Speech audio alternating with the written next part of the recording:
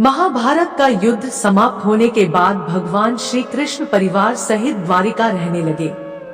श्री कृष्ण के पुत्र थे प्रद्युम्न और प्रद्युम्न के पुत्र थे अनिरुद्ध, इसलिए अनिरुद्ध को श्री कृष्ण का पौत्र कहा जाता है। श्री कृष्ण और शिवजी के बीच युद्ध की नींव यहीं से तैयार होती है। पौराणिक कथा के अनुसार उषा और अनिरुद्ध एक दूसरे से प्रेम करते थे। उषा शोणितपुर के राजा बाणासुर की कन्या थी। बाणासुर को शिवजी का वरदान प्राप्त था कि जब भी कोई संकट आएगा तो वह उसकी रक्षा करेंगे।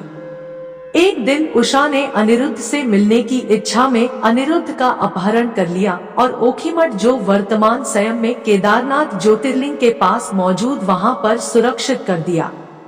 माना जाता है कि यहीं पर दोनों ने गंधर्व विवाह कर लिया।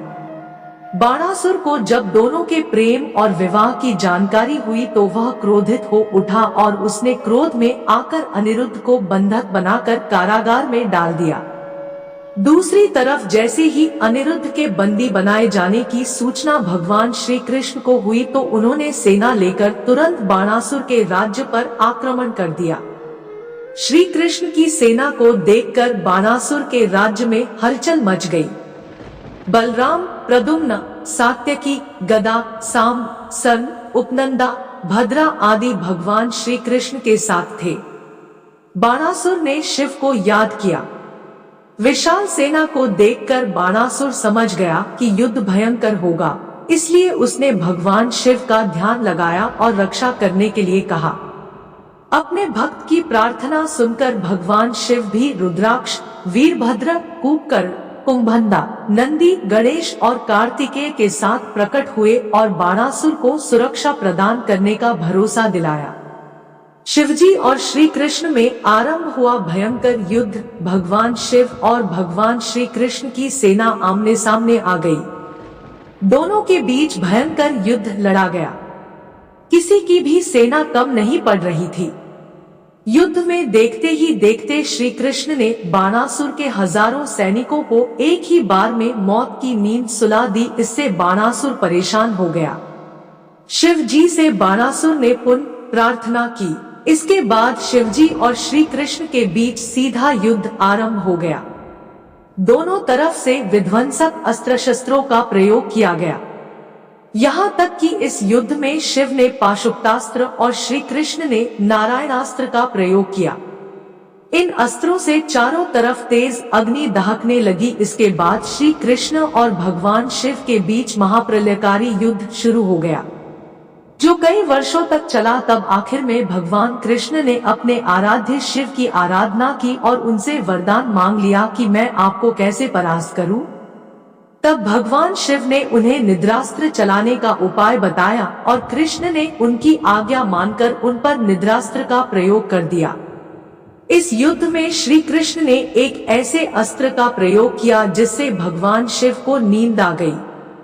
शिवजी की ऐसी हालत को देख बाणासुर घबरा गया और रणभूमि से भागने लगा।